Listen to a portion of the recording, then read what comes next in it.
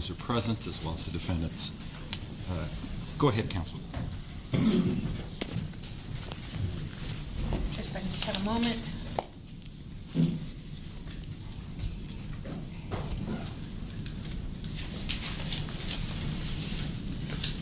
During the break, Detective Stone, we had you go through and look for the Bibles that were identified on the evidence tag, and you found 2 of them. Is that right? Correct.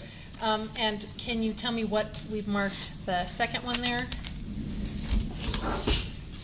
It's called the New Believers Compact New Testament. Okay. Yes, Your Honor.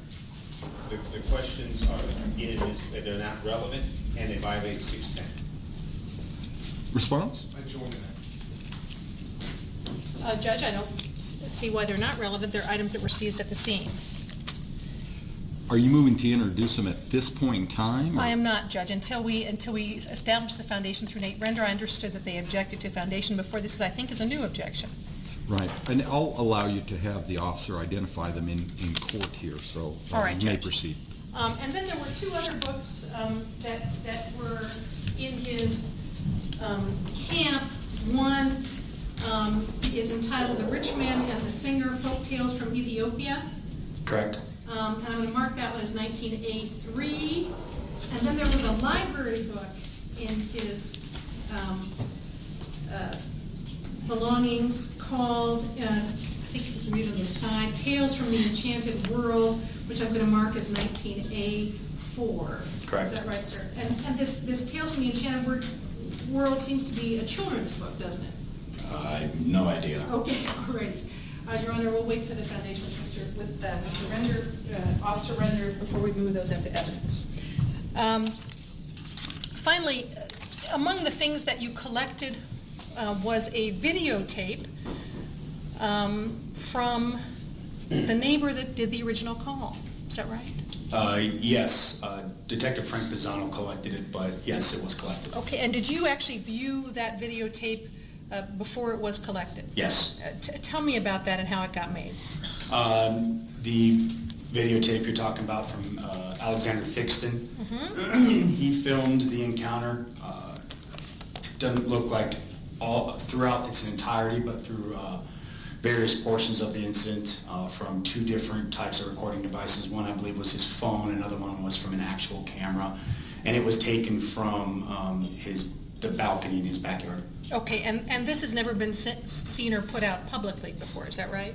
I'm not sure okay. if it was or not. And did you take that into evidence?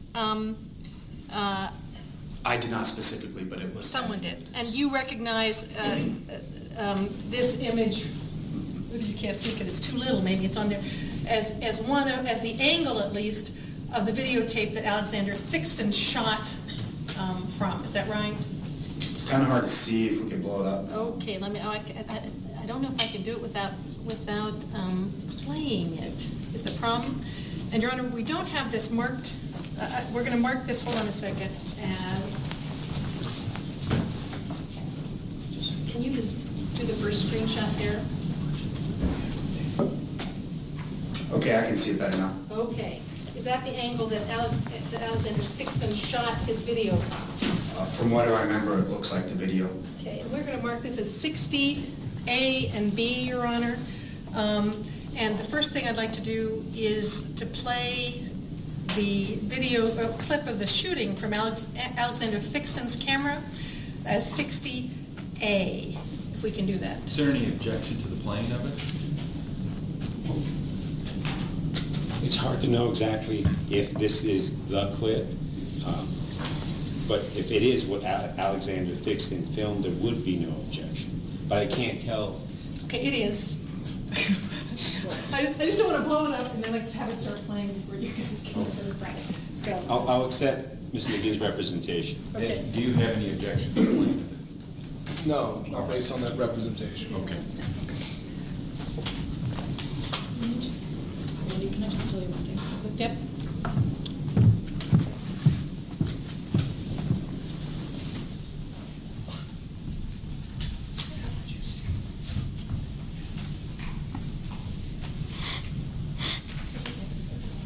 Okay, all right.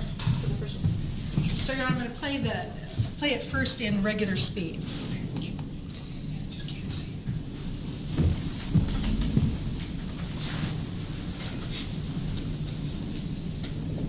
not?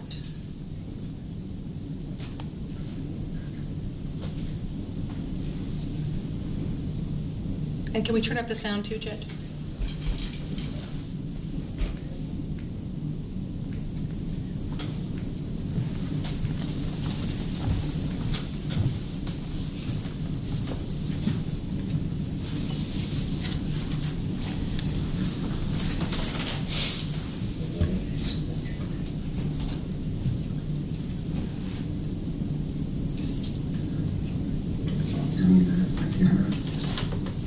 Looks like they're back.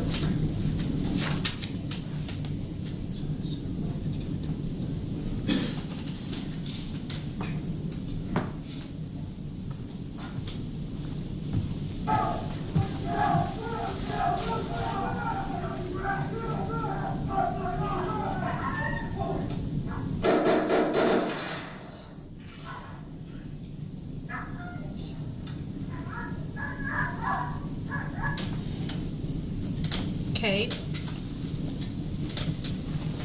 Can you help me exit this? Joshua? Do I just need to close this out? Joshua, what do I need to do? Okay, there you go. All right. And then we're going to play it again, Judge, in slow speed.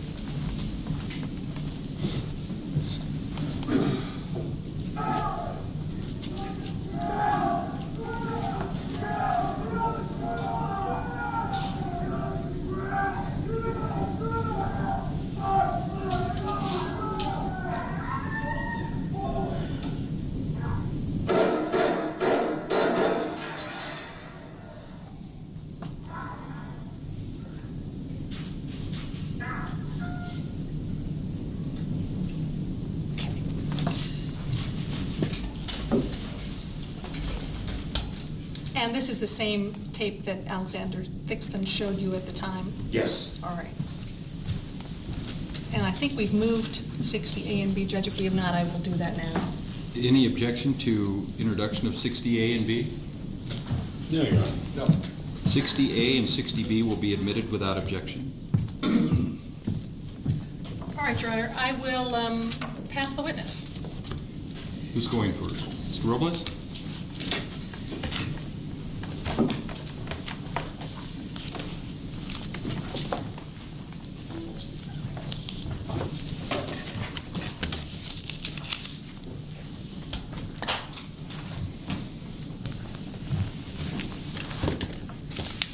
Sorry, Louis.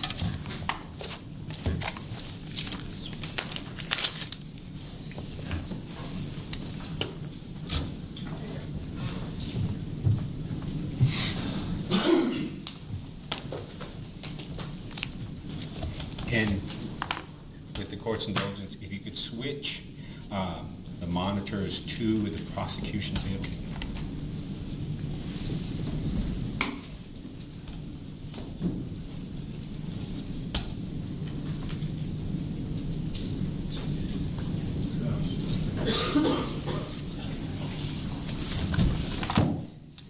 May it please the court? Go ahead.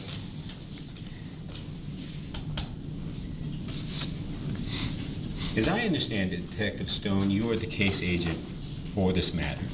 Correct. And as the case agent, you're responsible for overseeing the investigation.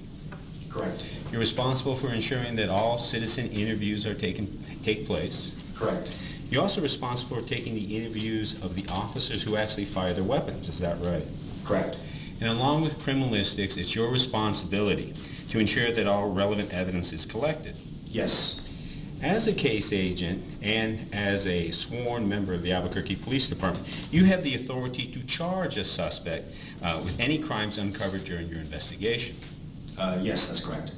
And as the case agent in the Boyd officer-involved shooting case, you also had the authority to charge any police officer or any citizen for any crimes which your investigation uncovered.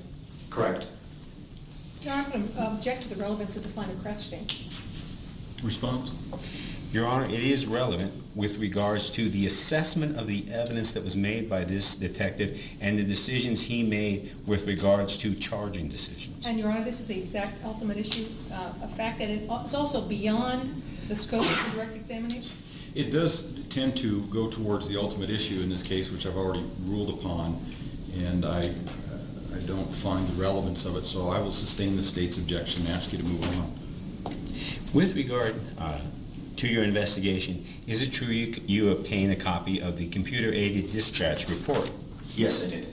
Your Honor, what has already been previously admitted as Defense Exhibit A is the computer-aided dispatch report. Now, tell me why you decided to obtain a copy of the computer-aided dispatch report in this matter. For this particular case, I wanted to read over the CAD to try and get kind of a timeline as it was being called out over the radio as events were unfolding. Now, during your interview of Officer Pettis, and that is true, you did interview him. Yes. In your interview, Officer Pettis, did you learn whether he did or did not review the CAD as he traveled from his previous location to 812 Piedra Vista? Objection, hearsay, Your Honor. I think it just called to whether or not he reviewed it. Is that what you're asking? Yes. I'll allow the question to be asked and answered. Yes, it did. Okay. Now, during the course of your investigation, you also collected another piece of evidence. That's the radio tapes, is that right? Correct. Now, how did you obtain the audio tapes for the APD radio dispatches for the Boyd officer-involved shooting? They're maintained at the radio dispatch center and kept in archive, and I have to put in, typically what I've always done is either I do it or I request someone assisting me to put in a request, and once the request is put in, the copies are sent to me. Once you received the copies of the APD radio dispatch tapes, how did you determine that they were in fact the radio dispatch tapes for the Boyd officer-involved shooting? Well, again, the radio dispatch maintains those records, so when you put in your request, you put in your request for a specific time and date, and as it pertains to a CAD number or a case number, and then once I review them, I can tell that that's what it was. Okay. Now, we have marked as Exhibit C2 the APD radio tapes that you had obtained during the course of your investigation. Now, during the course of your investigation, did you find anything about the radio tapes that you were given that were inconsistent with the other evidence that you found, somehow calling into question the accuracy, the authenticity of the radio tapes you had in your possession? No. Okay. Now, when APD creates radio tapes, are they created contemporaneously with the radio communications that the tapes are recording? Yes. And are the radio tapes created in the regular course of business by the Albuquerque Police Department? As far as I know, yes. And is your radio, a copy of your radio tape, which is marked Exhibit C2, is that a true and accurate recording of the radio dispatches made on March the 16th, 2011 regarding the call for service involving James Boyd? Yes. At this time, Your Honor, I'd like to move Defendant's Exhibit C2 into evidence. No objection, Your Honor. I'm sorry, which one was that? C2. C2?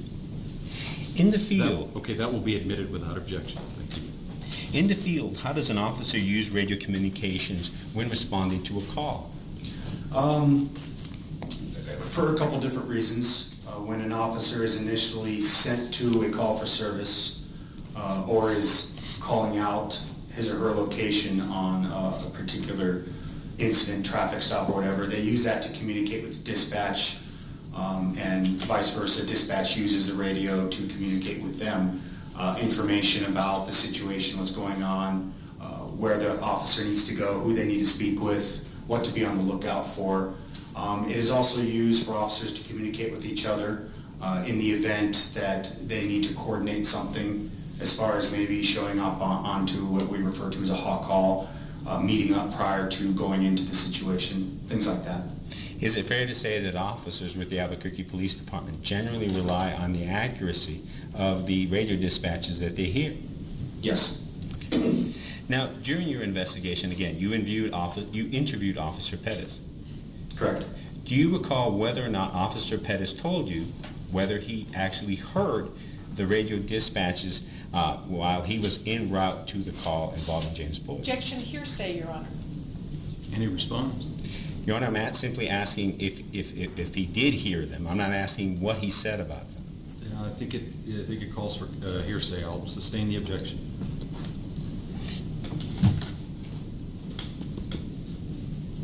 During your interview with Officer Pettis, isn't it true that you learned that Officer Pettis listened to the radio communications? Objection, hearsay, Your Honor.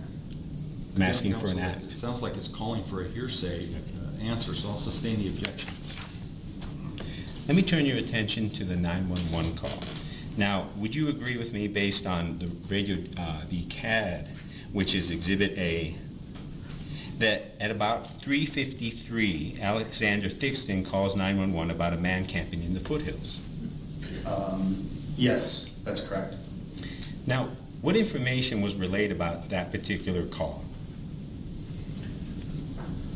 Would you like me to read from the CAD itself? Yes. It says at the location, 812 Pedro Vista Road, the name of the caller. It says the type of the call is the 31, and that's 10 code for suspicious person. The name of the caller is Alexander Thixton, relays his phone number. It gives the area, which is foothills, which is the area command in which they're being dispatched to. Beat 524. Each area command is broken down into an individual beat, so that particular beat is 524. And then it just kind of describes where location's at. Now, isn't it true that at about 4:24, Alexander Thixton calls again advising that Mr. Boyd is back in his camp? Yes, it does. Now, from that point, isn't it true that at 4:30, the APD radio dispatches Officer John McDaniel and Officer Patrick Hernandez to 812 Piedra Vista? That's correct. And how do you know that from reading this CAD?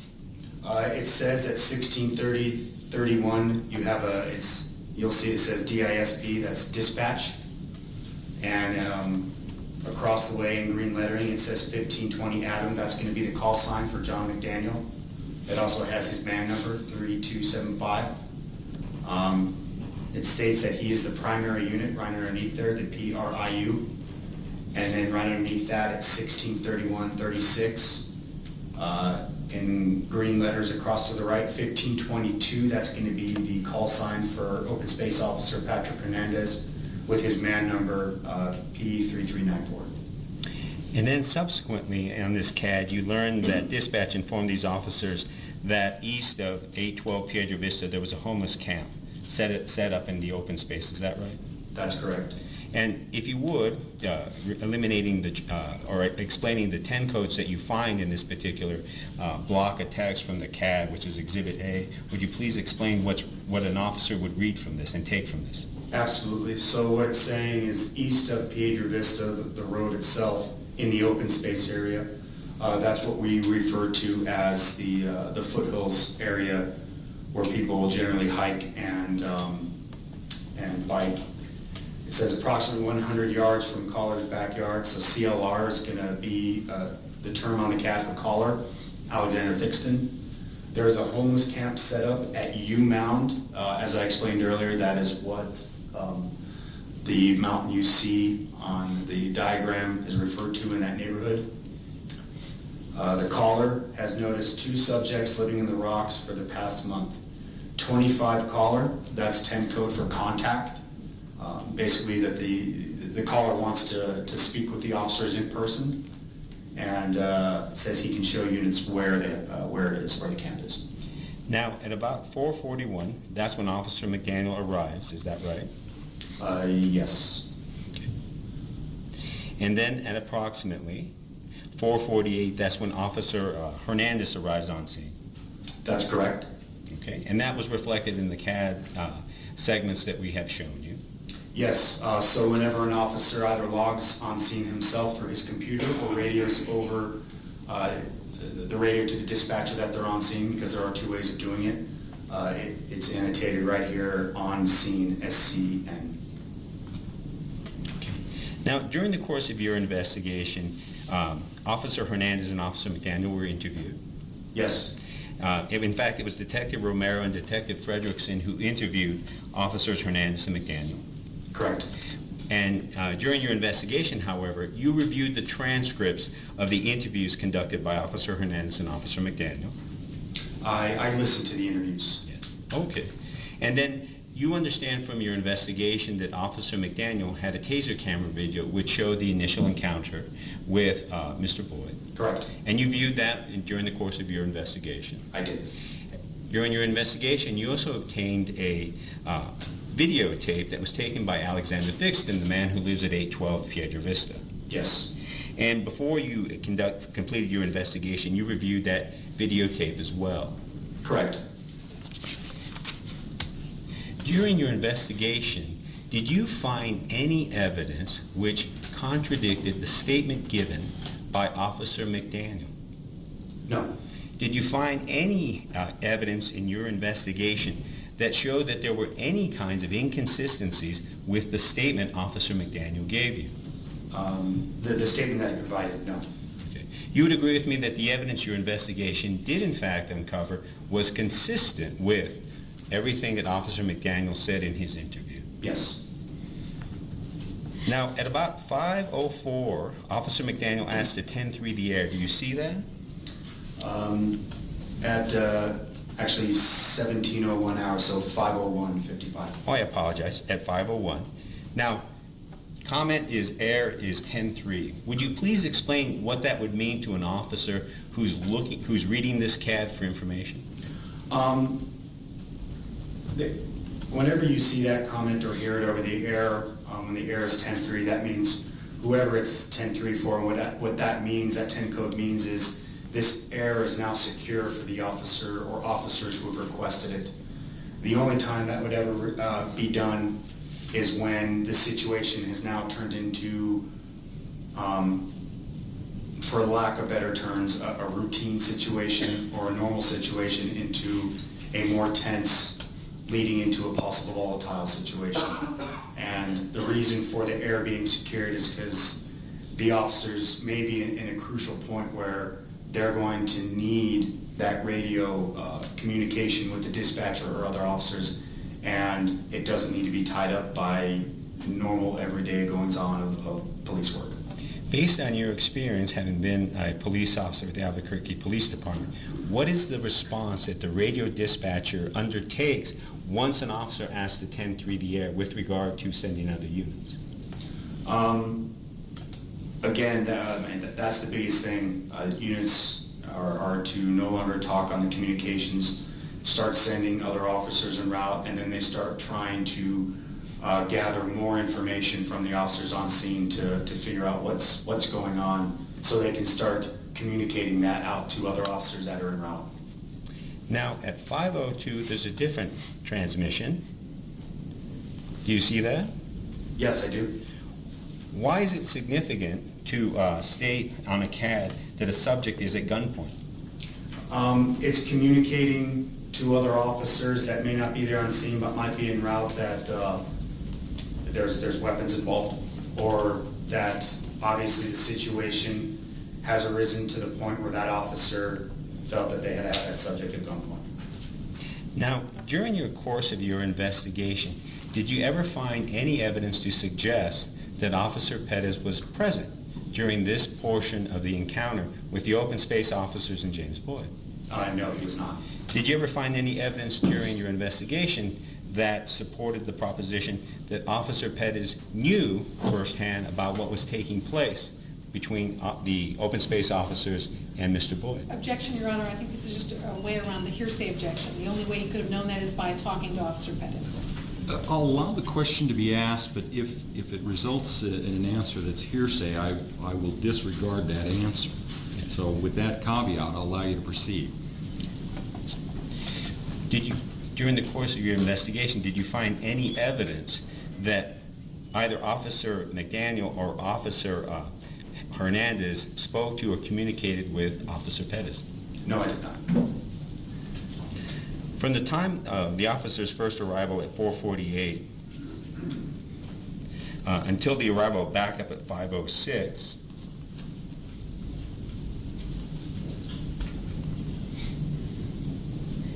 and I guess I want to make sure that the segments of the CAD that we are showing you are consistent with the question I'm asking you?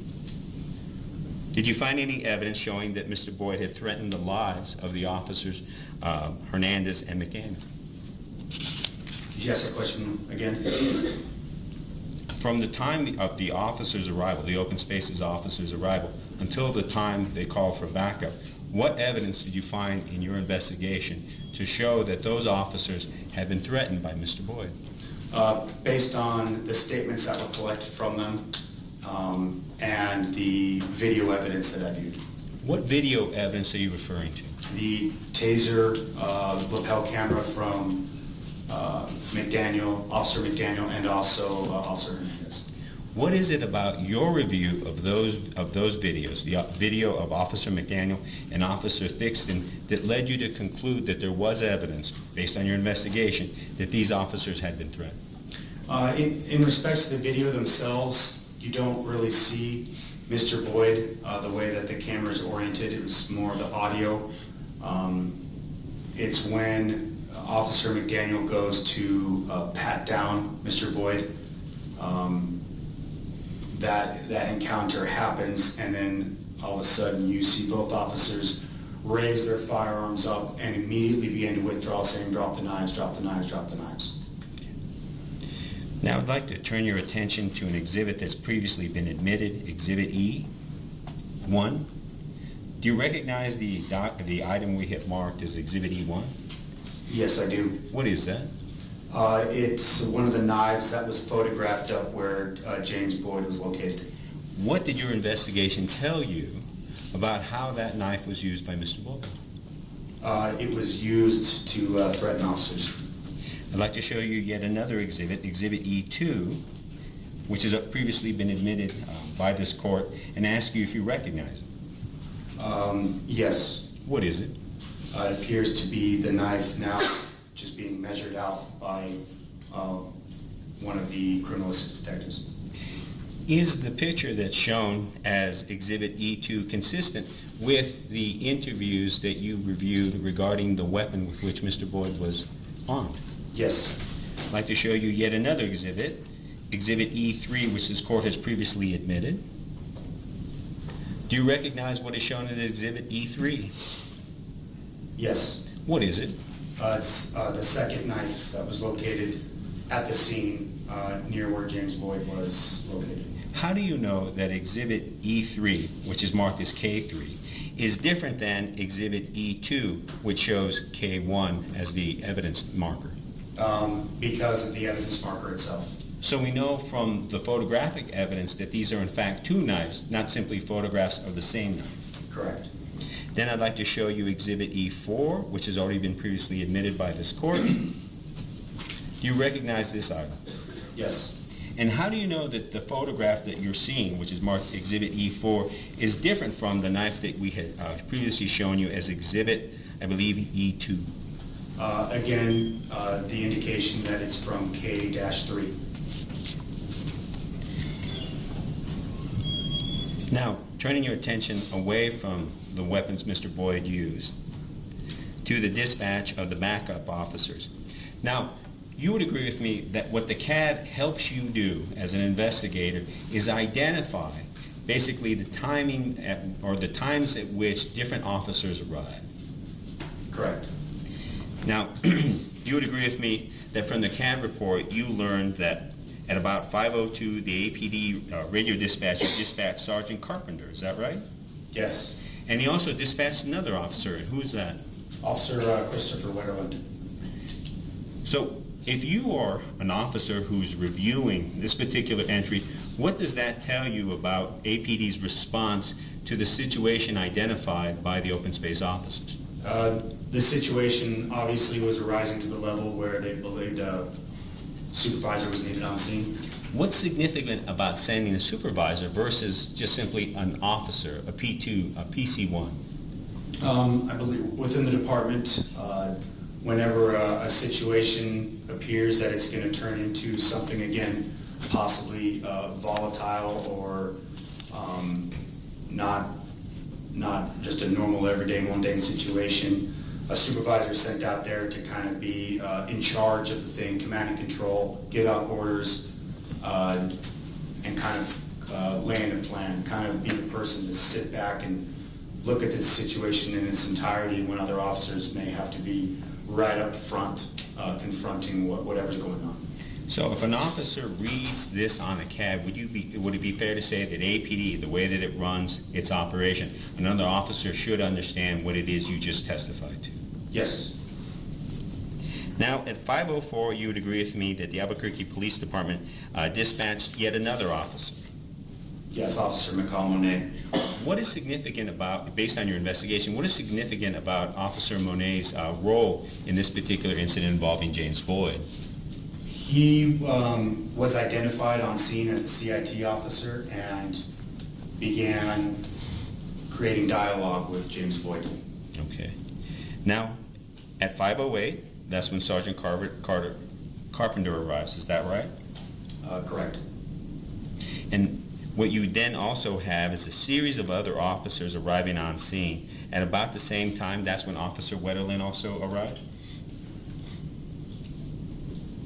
Yes, that's correct. Okay, and we simply know that from reading the marked portions of the CAD that we were showing you as Exhibit A.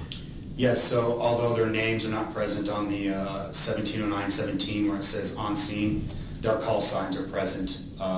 Christopher Wetherlin's call sign at that time was BK58. BK stands for bike. He was on bicycle patrol. And then Sam 55 is the call sign for Sergeant Carpenter. Again, S signifying sergeant. S55, yes. Okay. And then there were the arrival of additional officers sometime thereafter. Officer Brock Niprath arrived, is that right? Correct. And when did he arrive? He arrived at approximately 16:26 hours. Okay. I'm sorry, 17:26. And what does that translate to into? 5:26 p.m.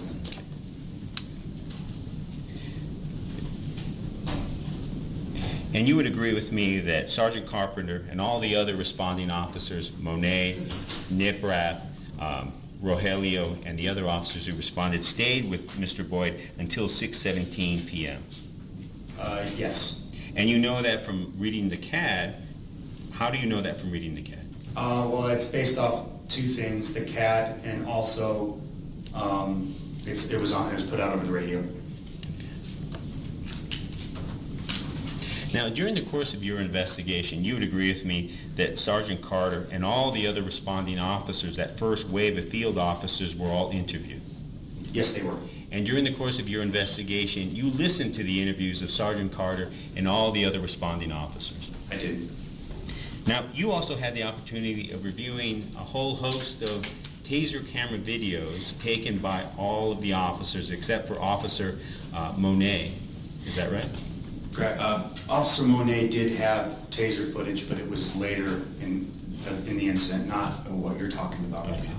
So, is it correct to say that you reviewed 3 videos from Sergeant Jason Carpenter? Yes. You reviewed 3 videos from Officer Wetterlin? Yes. You reviewed 3 videos from Officer Justin Rogelio?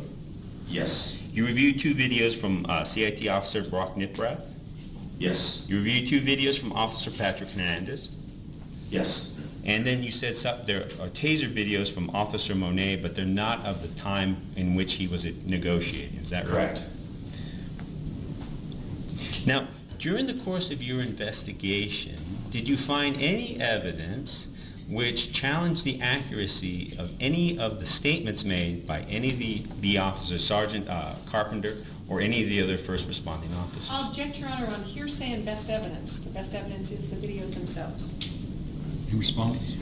I'm not asking, I'm asking if he found any evidence that contradicted the statements that those officers made. So the absence of, again, it's not hearsay because I'm not asking for him to say anything that they said. I'm asking if in his review of the entire evidence, whether there was evidence that contradicted any of the statements made. So I'm not asking for what those statements were. And in terms of best evidence, this is the investigator who has analyzed the evidence and has drawn conclusions. And Judge, again, the conclusions are, were not gone into on direct. and are going to the ultimate issue. I think this is, again, a way around the ultimate issue, and also none of those officers that he listed have come in, or will be coming in to testify. And so he's asking for their, it's even hearsay within hearsay, asking about their statements and whether they're correct when they're not into evidence. Ms. Robles, the problem I have is it sounds like you're having this witness testify on the credibility of other individuals, and that's the problem I have. I feel that that's improper. Perhaps if you rephrase your questions in a different light so we don't run into him indirectly testifying on the credibility of other individuals or witnesses at the scene. But at this point, I'm going to sustain the objection.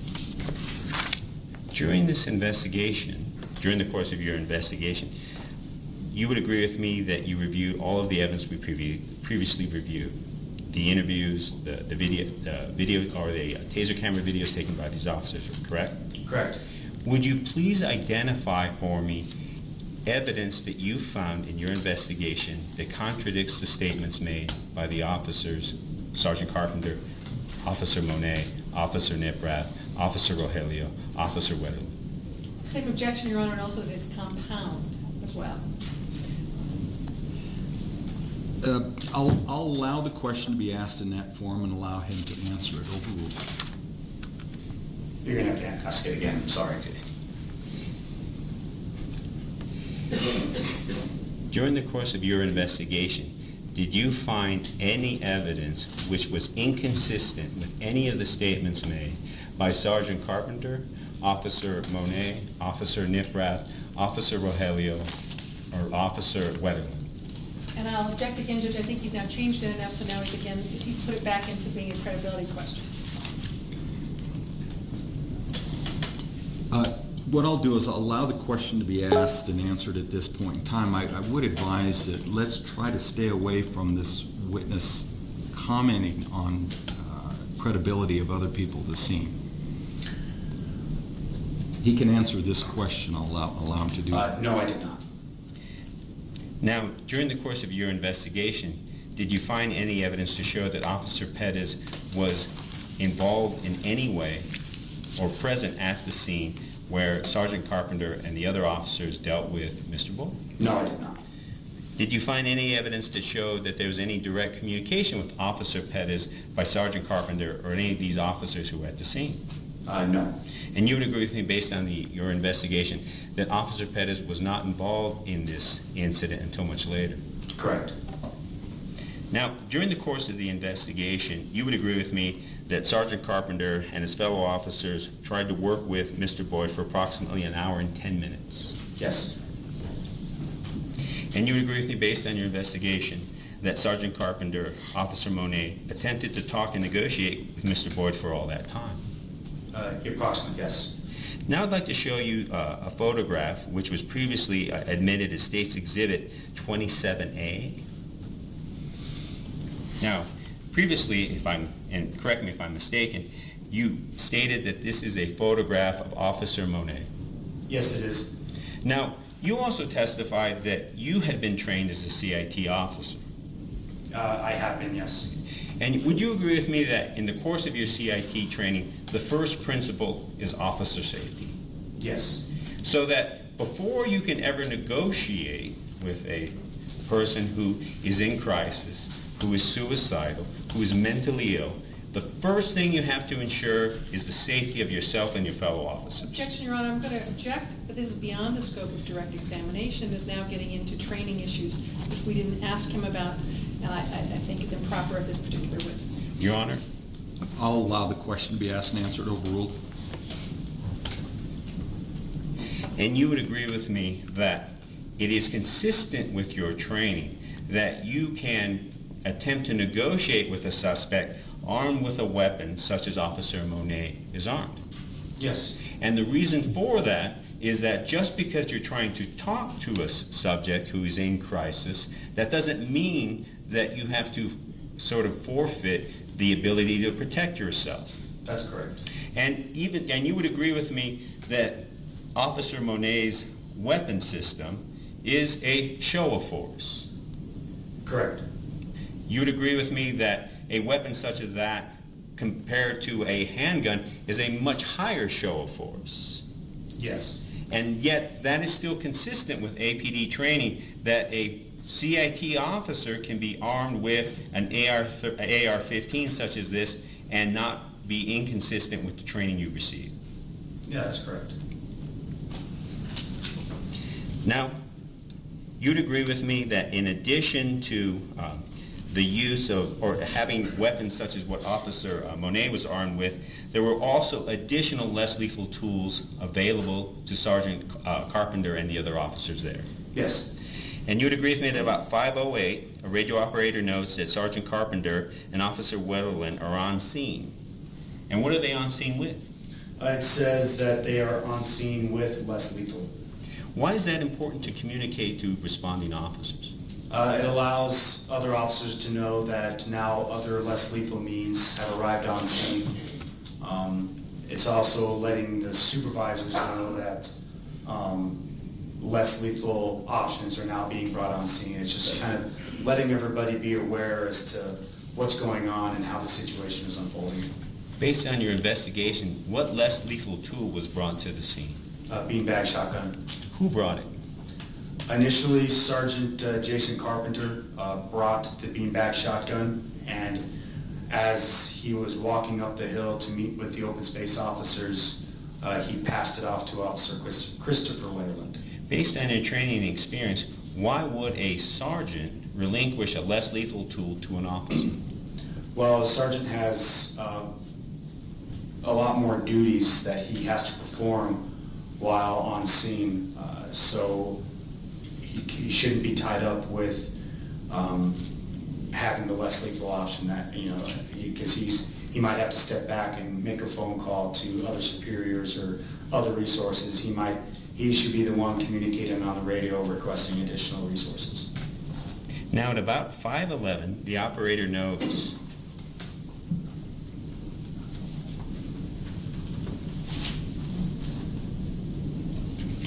what? What does the operator note at 5:11? It says subject saying his name is Da Boss. That's initially what James Boyd was referring himself to, Bob, and that's how it came across. And then it says possibly 1040, which is a 10 code for someone who probably is suffering from a mental condition. Why is it important to place on the CAD information such as that the subject is 1040? Well, again, it's for two things. One, to allow officers coming onto the scene and letting everybody else know that you're potentially dealing with a mentally unstable person. It also allows other officers to know, you know, if there's not a CIT on scene at that point, that maybe a CIT officer should be started en route. Now at about 5:13, what does the operator do? At 5:13:08, a comment is request 43 for east of Copper from Tramway. 43 is a 4355, and 43 is a term for rescue, either an AFD ambulance or an Albuquerque police department, or I'm sorry, an Albuquerque ambulance. So how does that process work? How is an Albuquerque Fire Department rescue unit or an Albuquerque ambulance unit brought to the scene? How does that process work? It's requested through dispatch. Officers request over the radio.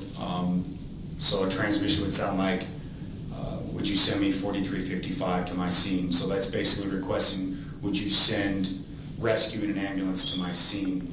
And as it relates to this, they were asking them to specifically stage at a certain location, which was Copper and Tramway, and just kind of telling them to stand by. Now, based on your investigation of the scene, how far away was the rescue unit from the location where Mr. Boyd was shot? A few hundred yards, approximately. Okay. You've walked that trail, would it be fair to say? Numerous times. Okay. Now, what allows a rescue vehicle to move from the Copper trailhead, if I have that correctly, to the location where Mr. Boyd was shot? They can only do it upon the police department allowing them to go there. Okay. And you would agree with me that there's a service road that goes from the copper trailhead to the location where Mr. Boyd, close to the location where Mr. Boyd was shot? Yes. Okay. Now at about 5:14, what is reflected in the CAD?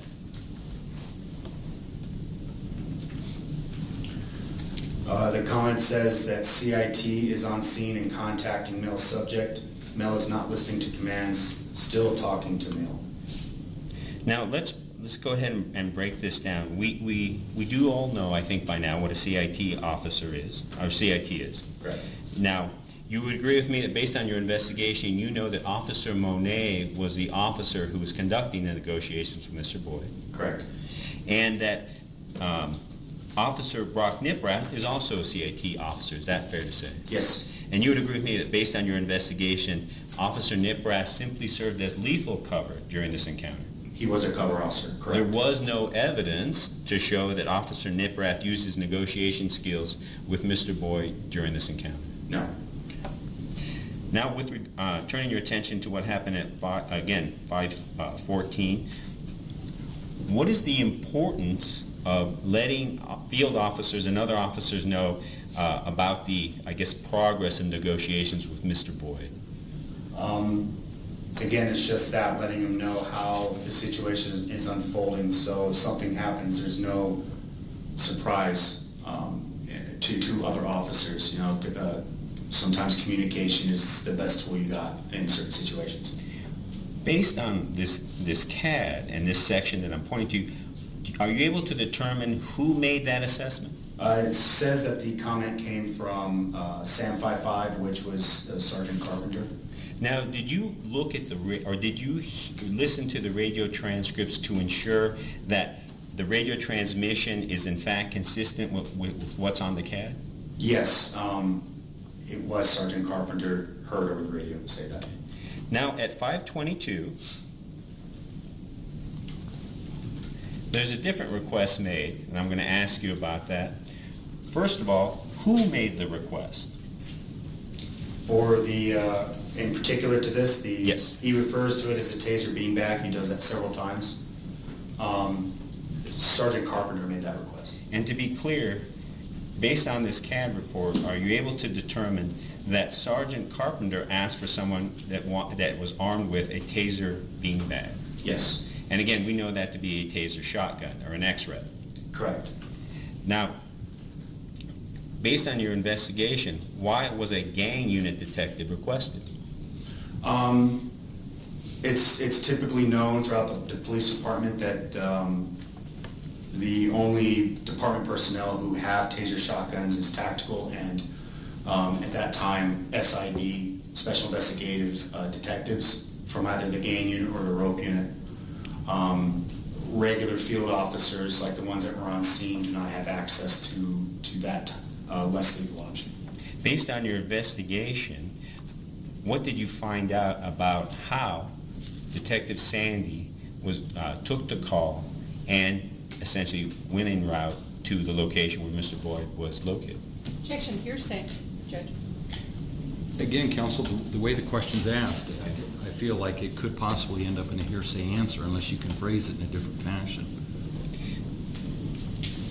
Although I believe that the statement that Detective Sandy made is already in evidence, and that question was already asked, and for me it was simply a bridge to another area. Yeah, but I don't know if this witness is going to answer because of that or because of something else. That's what I'm concerned about. Based on Detective Sandy's statement, were you able to learn how he received the call and responded with his taser shotgun? He was called by 911 dispatch. And based on your investigation, were you able to verify that that in fact happened? Yes.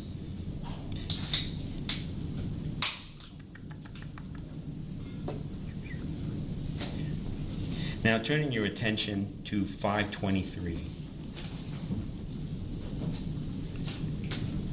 Before we begin our review of what is said here, I'd first like to ask, upon whose radio transmissions is this statement based? Again, Sergeant Carpenter. Is it important that you find, is there any significance to the fact that Sergeant Carter or Sergeant Carpenter is making these comments as opposed to a field officer? I think Sergeant Carpenter is doing what he's supposed to do. Okay. Now, what is it that is communicated by this CAD entry at the time that I had mentioned, 5:23? It says, subject is armed with 2 knives, did pull them out and walked towards 34s. 34 is the 10 code for police officer. So it's what we refer to when we're talking about other police officers.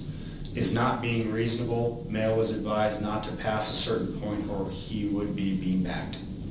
Now, did you go back to the APD radio tape to ensure that Sergeant Carter in fact made that statement upon which the CAD is based? Yes, I did. Sergeant Carpenter made that statement.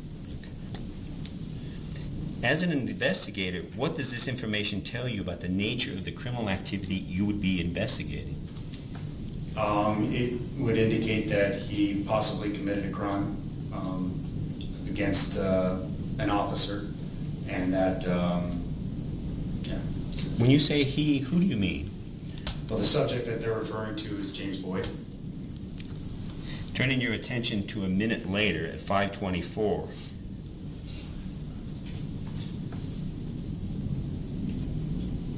Now, upon whose radio transmission is this CAD entry based? Sergeant Carpenter again. Would you please explain to us what this CAD entry means? It's asking a check ETA for CNT. Estimated time of arrival is what ETA means. CNT is the Crisis Negotiation Team. So how is that different from CIT? CIT is an officer within the field or a detective that is trained in, like we talked about earlier, de-escalation tactics when dealing with someone in crisis or someone with mental disabilities. The Crisis Negotiation Team is actually a team of CIT officers that have a lot more training in not only just crisis management but negotiations. They are typically only sent out during tactical SWAT responses. So what does this statement indicate about the fact that the CNT is en route? Well, listening to how the radio communication went down as it relates to this particular sentence right here, he was actually requesting dispatch to call CNT and see what their estimated time would be if they go en route. Okay. Now, there's another sentence, or I should say 2 sentences. Check with state police POS with CIT training, subject requesting liaison with state police. Correct. What did your investigation reveal about those 2 statements? James Boyd wanted to speak with someone with the state police in reference to everything that was going on. He wanted a liaison. So on this comment and on the radio, Sergeant Carpenter requests dispatch to call state police to see if they would send a representative, possibly with CIT training, to the location. And you would agree with me that based on your investigation, that upon Mr. Boyd's request to have to talk to the state police, that in fact state police officers responded? Yes. Turning your attention to 526. Please explain who is requesting what? Sergeant Carpenter again is requesting a canine officer to be dispatched to the scene. Based on your training and experience, once a supervisor requests a canine, what happens? Typically, dispatch will call the on-call canine officer, whoever's on call for that week. And if the canine officer deems that it's appropriate for he or she to go en route to that scene, then that's what they do. Now, based on your investigation, who is brought in response to this request for a canine unit? Canine officer Scott Weimerskirch and canine officer Ken Ronzone.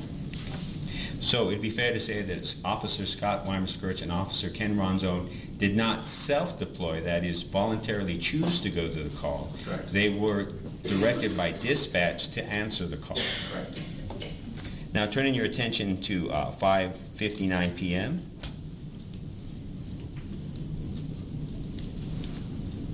Again, who made the statement and what does the statement mean?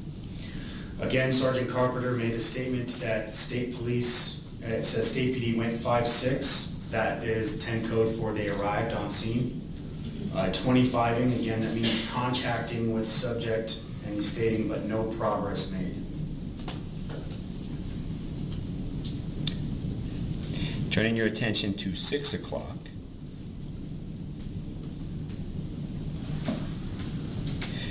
Again, from whose statement is this based, and what does that statement say about what was happening at the location? Sergeant Carpenter made this statement again, and it says that the male, again, they're referring to James Boyd, was asked to put weapons down on ground and walk to 34's officers. Exact statements were, he won't submit to anybody. Based on your training and experience, why is it important for an officer to know this information? It's important just to let every other officer know, and still officers who may be coming en route, because obviously through the CAD and on the radio he has requested additional resources to go en route. So he wants to put as much information as he can out there as to what James Boyd is doing and saying, so they have the best information possible.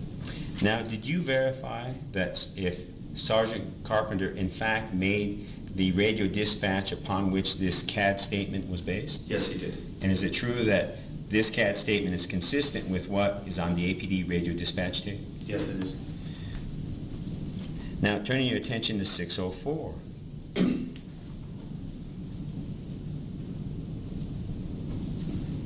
Now, it's correct to say that Sergeant Carpenter made a request, is that right? Yes.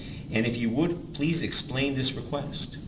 So Sergeant Carpenter is requesting the Real-Time Crime Center unit to run James M. Boyd, and the numbers you're seeing there is consistent with how they put the date of birth on a CAD, 4/8 of 1975. What is the Real-Time Crime Center? Real-Time Crime Center is a kind of it looks similar to how radio dispatch looks, but it's fielded with civilians and officers. And basically, an officer will be on a radio monitoring calls and will put themselves onto a call.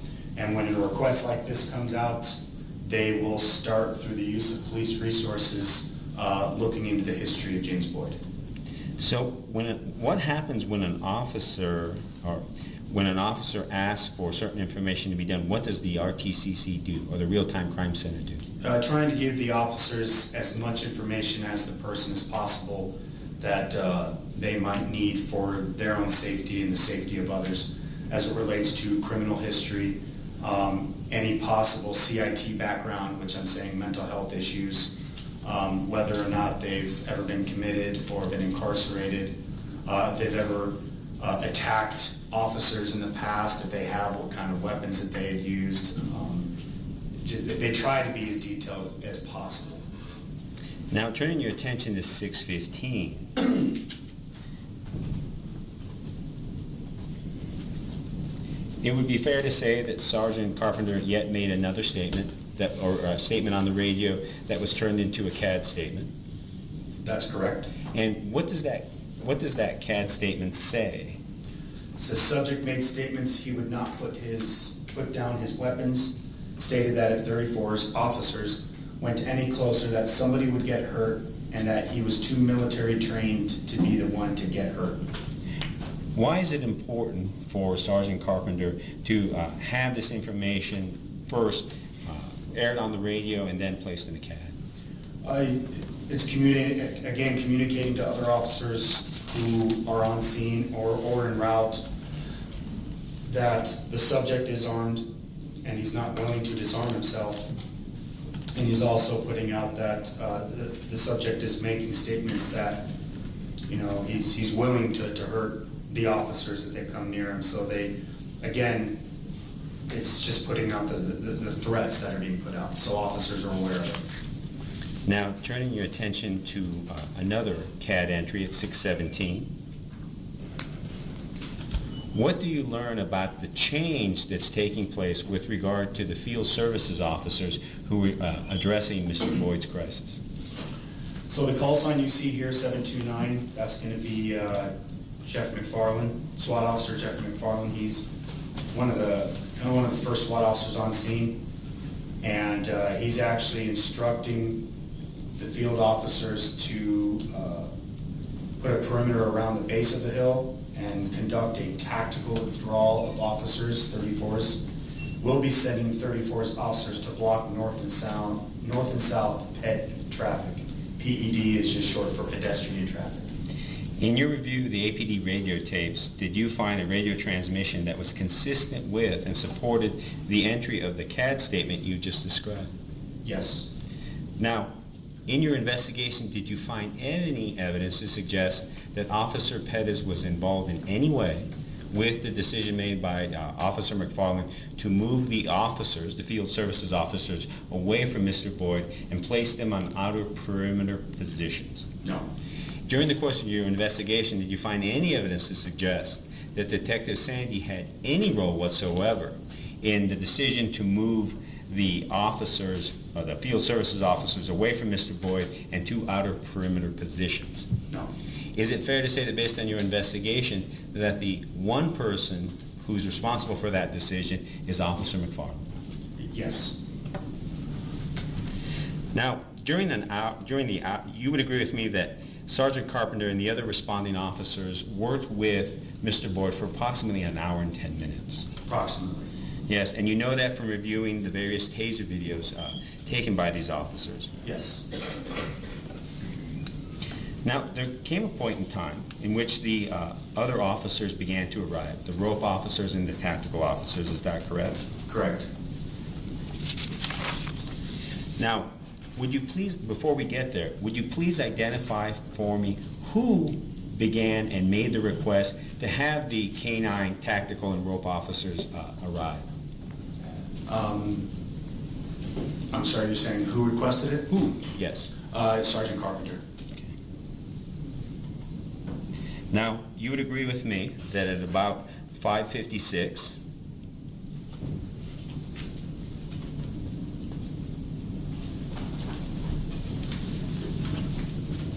someone arrived on scene. Do you see that? Yes. Do you know who that is? I believe that's a call sign for Detective Pete Sandy. Okay. And you would agree with me that Detective Keith Sandy arrived in response to Sergeant Carpenter's request for a taser shotgun? Yes. Okay.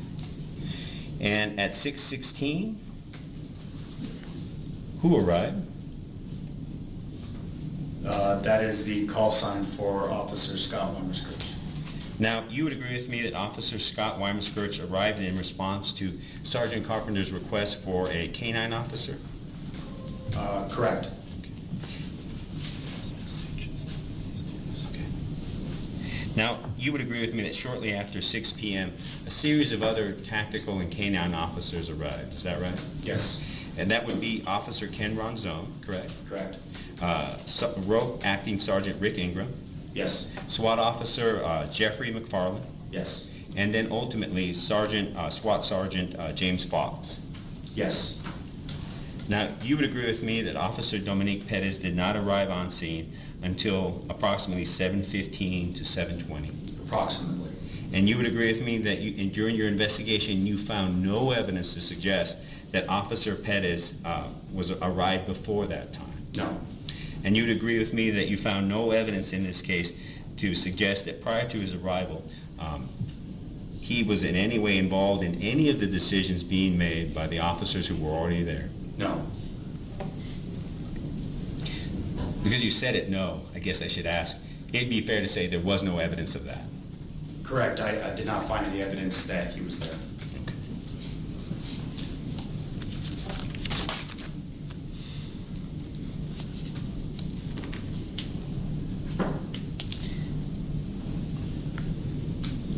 Now, turning your attention to the events that unfolded once the tactical and K-9 officers were there, At about 6:23, there was another note on the CAD that I'd like for you to review.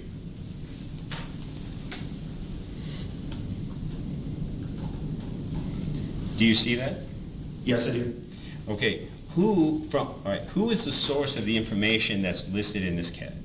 It came from call sign RC35, that's for the Real-Time Crime Center, and I believe his name was Luthi, Officer Luthi. Okay. So, what did Officer, or I should say, what is the statement that you have in front of you? Would you please explain that to us? So it says, subject James Boyd listed in CIT, no cases. Well, let me stop you there. What does that mean? I don't really know exactly what it means as it pertains to CIT. I just don't rightly know. Okay.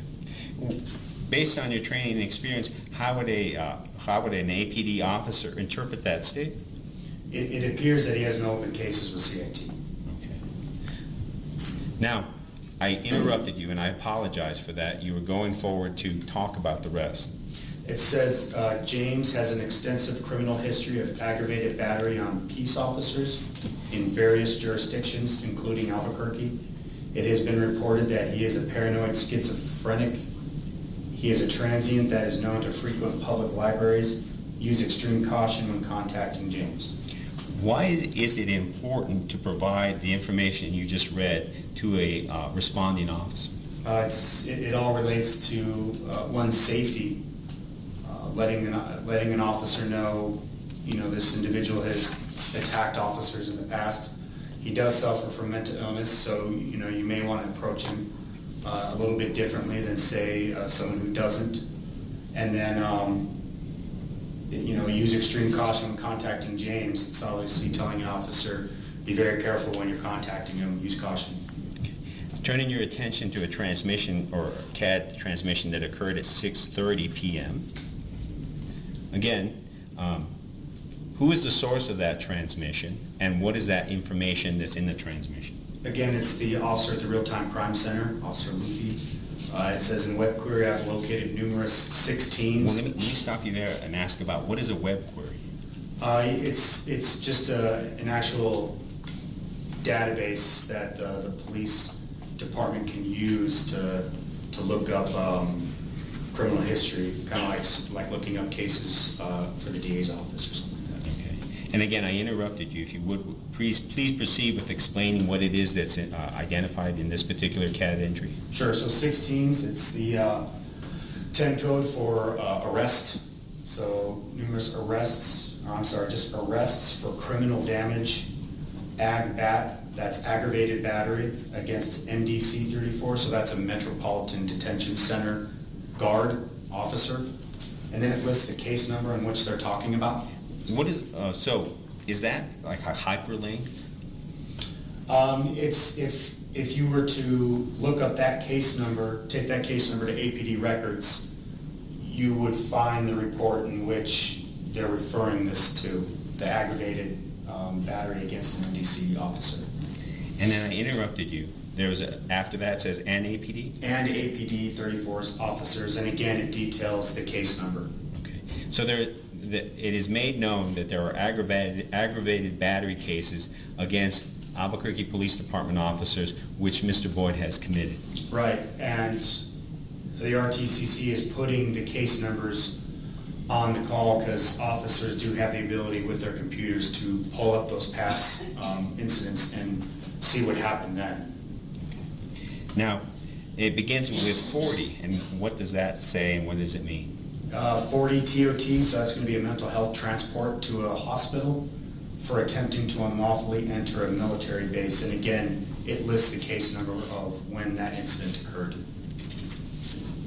Turning your attention to an entry that occurred at 6:33, who is the source of that that CAD report? The source of that is going to be K-9 Officer Ken Ronzal. Okay. Would you please tell us what is stated in the CAD report? It says 25, a primary unit, so contacted a primary unit. And what does it mean, a primary unit? The initial officer that responded to the scene, so he's referring to one of the open space officers.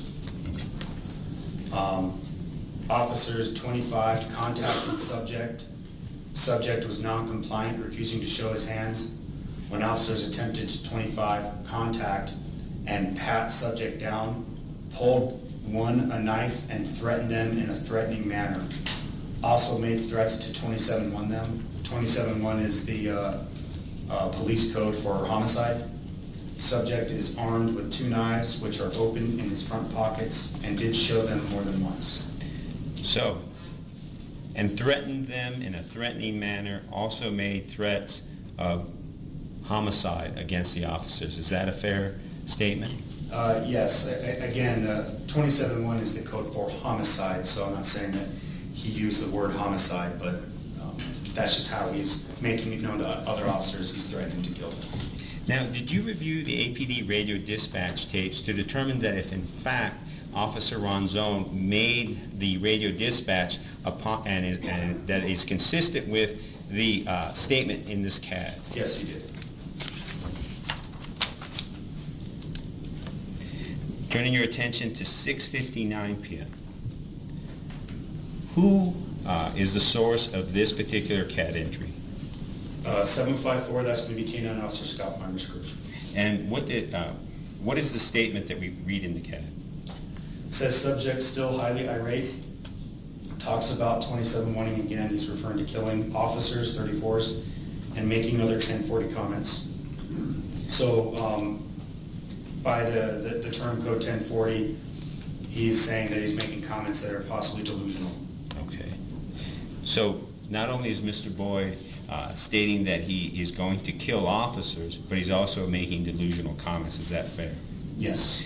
When you reviewed the APD radio dispatch tapes, did you find a radio transmission from Officer Scott Weimerskirch at about 6:59 that was consistent with the statement that you just read? Yes. Now it's 7:06.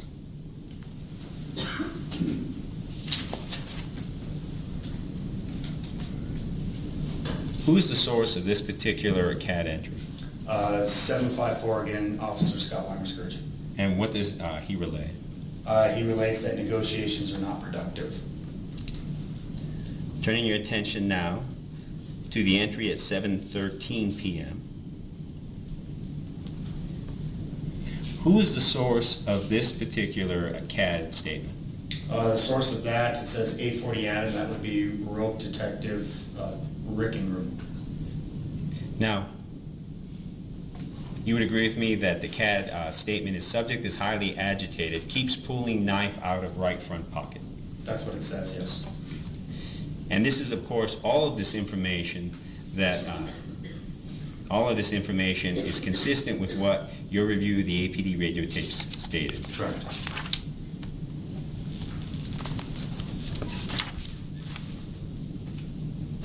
Turning your attention to 7:24 p.m.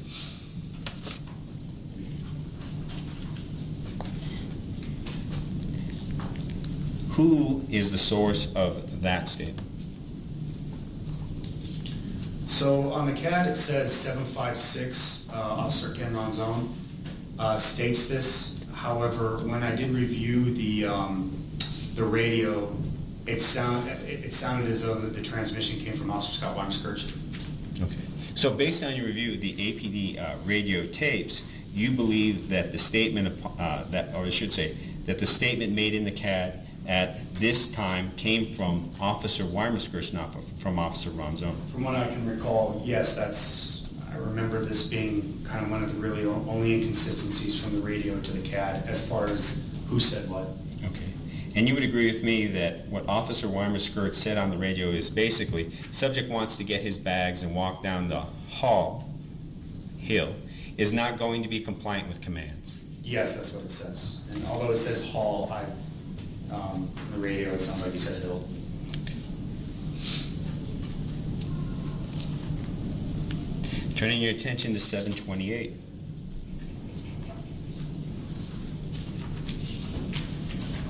Who is the source of this comment? 754, so Officer Scott Weimerskirch. And what does Officer Scott Weimerskirch say?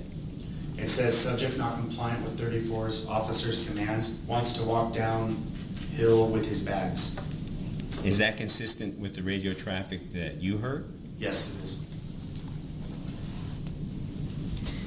Now, during the course of your investigation, did you ever find any evidence that showed that Officer Weimer-Skirch was ever in direct communication with Officer Pettis?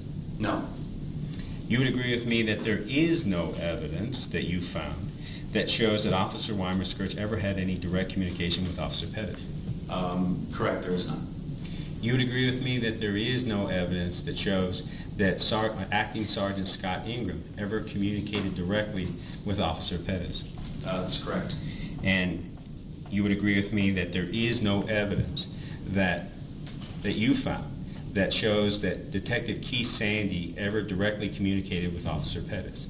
That's correct. I would like to add, though, that there was dialogue after the incident, not prior to. Okay.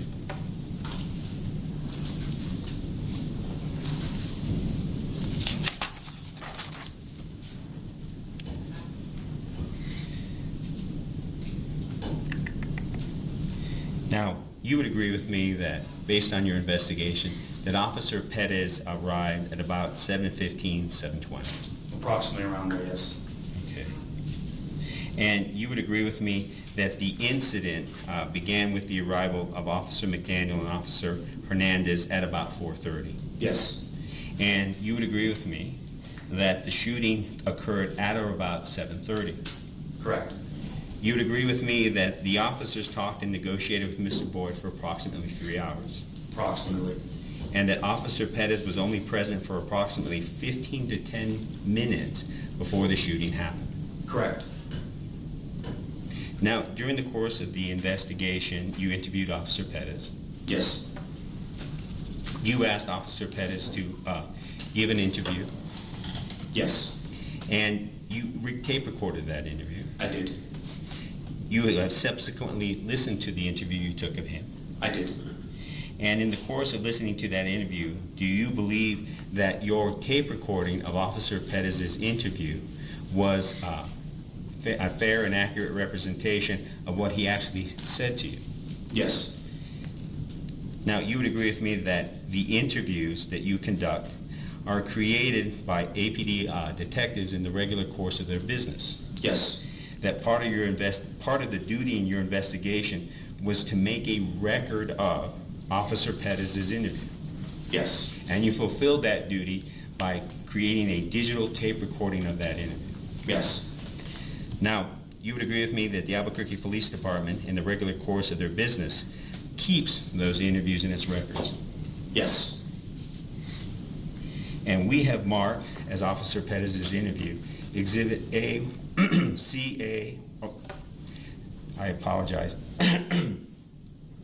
that we have marked as Exhibits C1A and Exhibit C1B, the interview of Officer Pettis, and would like to move that, or the digital recording of Officer Pettis, and would like to move that into evidence at this time, Your Honor. Any objection? Yes, Your Honor, there's an objection. It is hearsay, and you can't get around, for this kind of evidence about what Officer Pettis said, you can't get around that with a business records exception for this particular kind of statement. This is not a typical business record.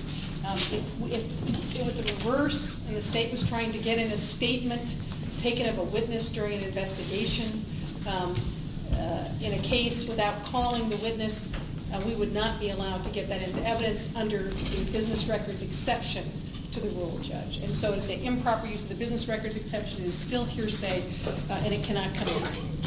Your Honor, the foundation I laid was more specifically goes to 807. That is the residual exception to the rule against hearsay.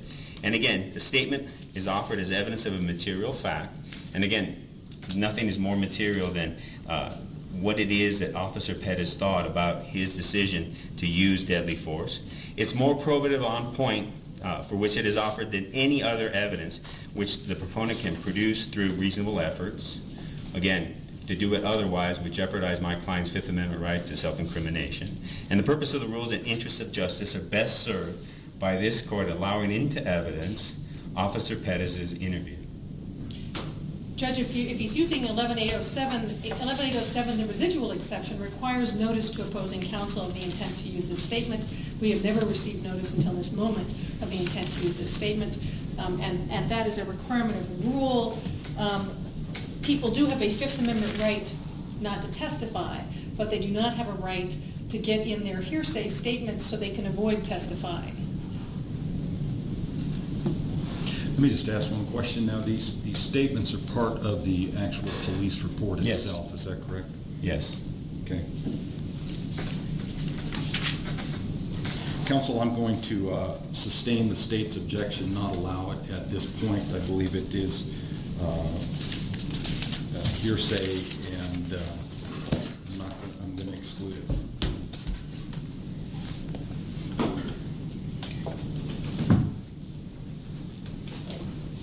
Now, during your investigation, you reviewed Officer Pettis' helmet camera video, is that right? Correct. And do you agree that Officer Pettis begins recording his encounter with with Mr. Boyd at the moment the officer reaches Mr. Boyd's location? Yes, around then. And you would agree with me that only 1 minute passes from the time Officer Pettis arrives at Mr. Boyd's location until the time of the shooting? That sounds about right, approximately. And you would agree with me that when asked to turn over his audio recording, or I should say his video recording, Officer Pettis did so? To the best of my knowledge, yes. And you found no evidence during the course of your investigation that Officer Pettis or anyone tampered with that video recording? No. And there was no evidence of any sort of editing? No, not that I'm aware of. And Officer Pettis turned over his helmet camera video on the night of the shooting? Yes. And you would agree with me that you did not disclose the contents of the Officer Pettis' helmet camera video to anyone until later, when that was shared with, of course, other investigators? Correct. You would agree with me that Officer Pettis' helmet camera video is only one piece of evidence in the case? Correct. There are numerous pieces of evidence in this case, however. Yes. And although the camera can provide you with some information, it cannot provide you with all the information you need to make a decision in this case. That's correct. You would agree with me that Officer Pettis' camera has limits? Yes. You would agree with me that the camera only records in 2 dimensions? Correct. There is no depth of field in the video provided by Officer Pettis? No. And you would agree with me that the camera can see better than a human eye in low light conditions? Correct. And the camera cannot replicate what Officer Pettis was able to see through the sights of his rifle? Correct. You would agree with me that a camera can never replace a thorough investigation? That's very correct. And a video can never tell the full story? Correct. Now I'd like to show you Exhibit E4 and ask you if you recognize it. That is SWAT Officer Dominic Perez's Noveski rifle that he had on at the time of the incident. Now, during the time when you were in the United States military and in the time that you served with the Albuquerque Police Department, have you used a similar weapon? Yes. During the time that you were in the United States military and the time that you served in the Albuquerque Police Department, have you used a sighting system that's substantially similar to the sighting system which is on this rifle? As it relates to the aim point, the sighting system that you see kind of forward of the rotating one, yes, I have. Okay. How long have you used the aim point sighting system? A very long time, since I was a private in the Army. Okay. So if you were to, and again, I apologize for asking you math, how many years have you been looking through an aiming system such as the one that Officer Pettis had on that night? I think the first time when I was in the Army that our rifles were outfitted with aim points was in the year 2000. So we're looking at about 15 years. Now, do you know how many rounds you fired through your rifle using an aiming system such as Officer Pettis used?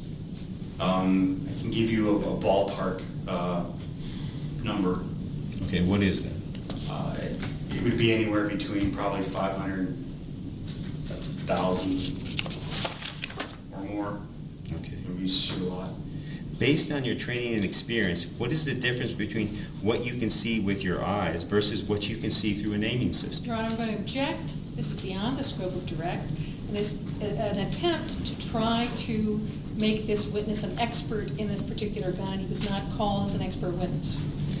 I am asking for a lay opinion based on training and experience, substantial experience, to have this court understand that what's depicted through the camera is not what Officer Pettis saw, and this witness can provide that with a certain amount of accuracy, which is what is required for lay opinion. Well, I believe it goes to an expert opinion because you're asking him to basically give an opinion to what your client saw at the time, the scope. I don't have a problem with him testifying as to what he can see or can't see through the scope based upon his experience. But the other objection, it is beyond the scope of the direct. And for that reason, I will sustain the objection. Sustain the objection also to the second. To an expert opinion. You can ask as a lay opinion based on his experience what he sees or what he notices the difference between looking through the scope and not. But the other part of it is that the state did not go into this area at all on their direct examination, so I'm going to sustain the objection on those grounds as well. I apologize for being confused. I'm sustaining the state's objection that it calls for an expert opinion. I'm sustaining the state's objection that it goes beyond the scope of their direct examination. But if hypothetically you decide to call this witness later on and present that, in your case, you can ask the lay opinion part of it, what his experience is looking through the scope and not looking through the scope of this rifle. Very well, Your Honor. I will do that.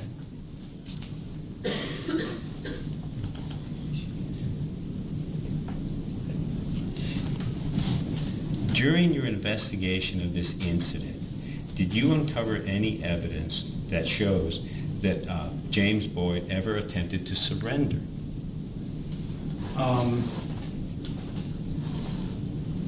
No, it did not. Throughout my investigation, it did not seem that he was overtly surrendering, no.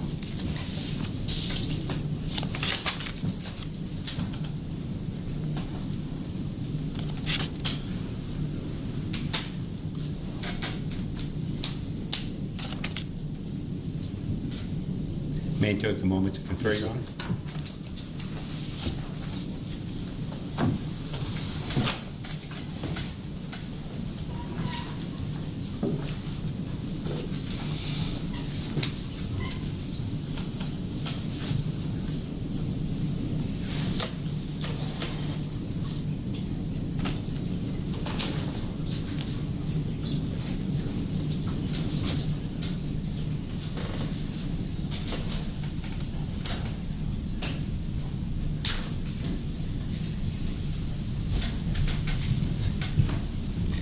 What's been brought to my attention requires probably more testimony than the 5 or so minutes we had before the